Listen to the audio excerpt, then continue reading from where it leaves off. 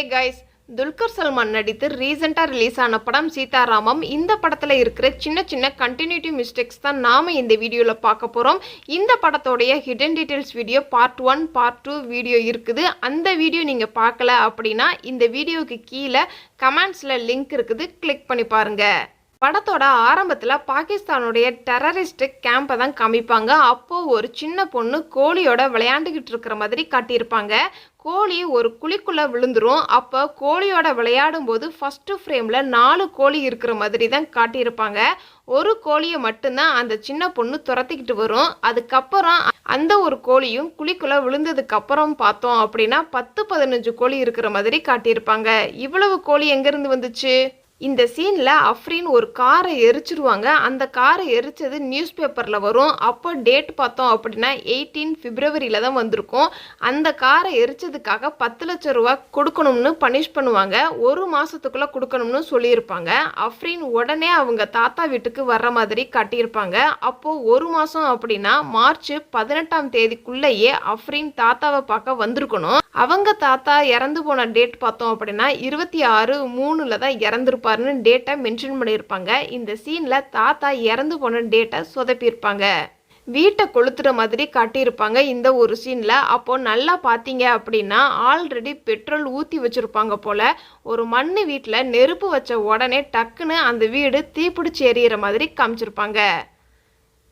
அன்சாரி அவங்க பசங்களுக்கு அடுத்து என்ன பண்ணணும் அப்படிங்கிறத பிளான் பண்ணிக்கிட்டு இருப்பாரு. அப்போது நல்லா கவனிச்சிங்க அப்படின்னா பக்கத்தில் ஒரு ஸ்டாண்டு மாதிரி ஒன்று இருக்கும். ஃபஸ்ட்டு ஃப்ரேமில் அந்த ஸ்டாண்டு தனியாக தான் இருக்கும். அதுக்கப்புறம் தான் அன்சாரி அந்த ஸ்டாண்டை எடுத்து கையில் வச்சுருக்கிற மாதிரி சீன் இருக்கும். அதுக்கு அடுத்த ஃப்ரேமில் அந்த ஸ்டாண்டு தனியாக இருக்கும். எப்போ வச்சாருன்னு தெரியல. அதுக்கடுத்த ஃப்ரேமில் ஸ்டாண்டு கையில் இருக்கிற மாதிரி காமிச்சிருப்பாங்க. எப்போ எடுத்தாருங்கிறதும் காட்டியிருக்க மாட்டாங்க. இந்த ஒரு சீனில் ஆல் இண்டியா ரேடியோவில் இருந்து இன்டர்வியூக்கு வந்திருப்பாங்க. அப்போது விகாஸ் பேசும்போது மட்டும் கேசட் சுற்றுற மாதிரி காட்டியிருப்பாங்க. ராம் பேசும்போது அந்த கேசட்டு சுற்றாது. அதுக்கப்புறம் விகாஸ் பேசும்போது அந்த கேசட் சுற்றுற மாதிரி காமிச்சிருப்பாங்க.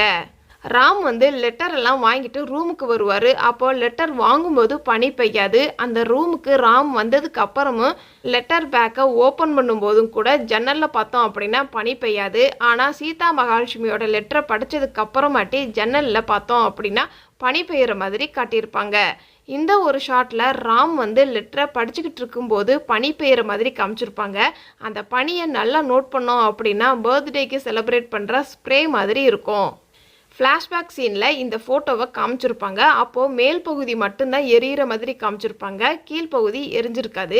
ஆனால் 85ல் இந்த ஃபோட்டோவை திருப்பி பார்க்கும்போது கீழ்ப்பகுதியும் எரிஞ்ச மாதிரி காமிச்சிருப்பாங்க. ராமுடைய ஃப்ரெண்டு 64ல் சேவ் பண்ணுற மாதிரி ஒரு ஷாட் வச்சுருப்பாங்க. அப்போது கண்ணாடியை நல்லா நோட் பண்ணிக்கோங்க. அதே இது அஃப்ரீன் ராமோட ஃப்ரெண்டோட மீட் பண்ணுற வரும்போது அதே கண்ணாடியை வச்சு மீசையை கட் பண்ணுற மாதிரி காமிச்சிருப்பாங்க. அது எப்படி 20 வருஷமாக ஒரு கண்ணாடி உடையலையா? ராமும் சீதாவும் பஸ் ஸ்டாண்டில் வச்சு பேசிக்கிட்டு இருப்பாங்க. அப்போது இந்த 2 கேரக்டர் இவங்களை பற்றி பேசிக்கிட்டு வருவாங்க. இவங்க 2 பேருடைய டிஸ்டன்ஸு கொஞ்சம் தள்ளியே இருக்கும். ஆனால் இவங்க 2 பேரும் மெதுவாக தான் பேசுகிற மாதிரி காமிச்சிருப்பாங்க. சத்தமாக கூட இருக்காது. ஆனால் அது ராமுக்கு கேட்டிருக்காது. எப்படி இவ்வளோ டிஸ்டன்ஸ்லேயும் சீதா காதுக்கு கேட்டிருக்கோம்?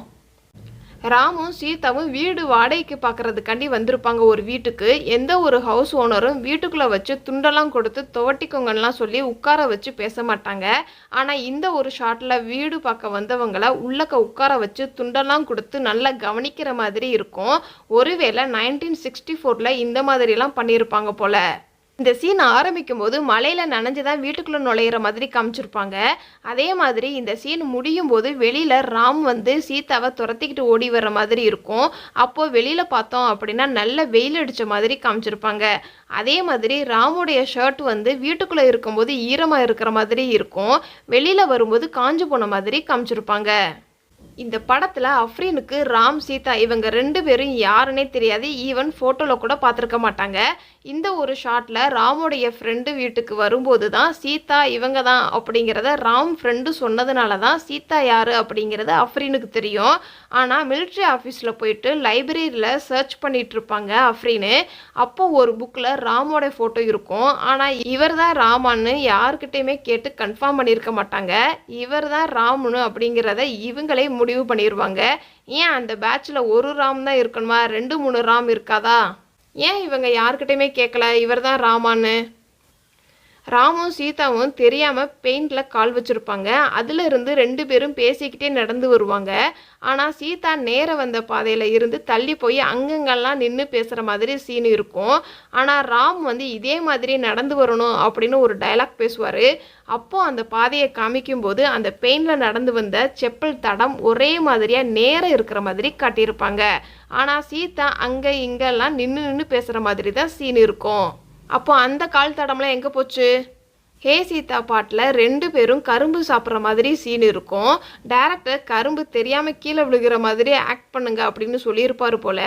ஆனால் சீதா வேணுக்குமே கரும்பை தூக்கி போட்ட மாதிரி தான் இருக்கும் அந்த ஷாட்டில். கிளைமேக்ஸ் சீனில் விஷ்ணு ராம் 2 பேரை அரெஸ்ட் பண்ணியிருப்பாங்க பாகிஸ்தானில் வச்சு. அப்போது விஷ்ணுக்கு 2ஆவதாக பையன் பிறந்திருக்குது அப்படின்னு சொல்கிற மாதிரி ஒரு டைலாக் இருக்கும். ஆனால் இவர் ரிட்டையர்மெண்ட் ஆகும்போது ஃபேமிலி ஃபோட்டோஸ் எல்லாம் எடுத்து பேக் பண்ணுற மாதிரி சீன் காமிச்சிருப்பாங்க. அப்போ பார்த்தோம் அப்படின்னா 2 பெண் குழந்தைகள் இருக்கிற மாதிரி காட்டியிருப்பாங்க. இந்த படத்தில் இராணுவ வீரராக இருக்கிற ராமுக்கும் சரி, செல்வன்கிற கேரக்டரில் ஜிவிஎம் நடிச்சிருப்பாரு. அவருக்கும் சரி பிரின்சஸ் யாருன்னு தெரியாமல் இருக்கிறது அப்படிங்கிறது நம்ப முடியாமல் ஒரு சீனாக இருக்குது. அதே மாதிரி பொதுமக்களுக்கும் சரி, மிலிட்ரியில் இருக்கிறவங்களுக்கும் சரி, பாகிஸ்தான்காரவங்களுக்கும் பிரின்சஸ் நூர்ஜஹான்னா யாருன்னே தெரியாத மாதிரி இந்த படம் ஃபுல்லாகவே நகரும். ப்ரெஸ் ரிப்போர்ட்டர் வருவார். அவருக்கு மட்டும்தான் நூர்ஜஹான் ஒரு பிரின்சஸ்னு தெரிஞ்சிருக்கும்.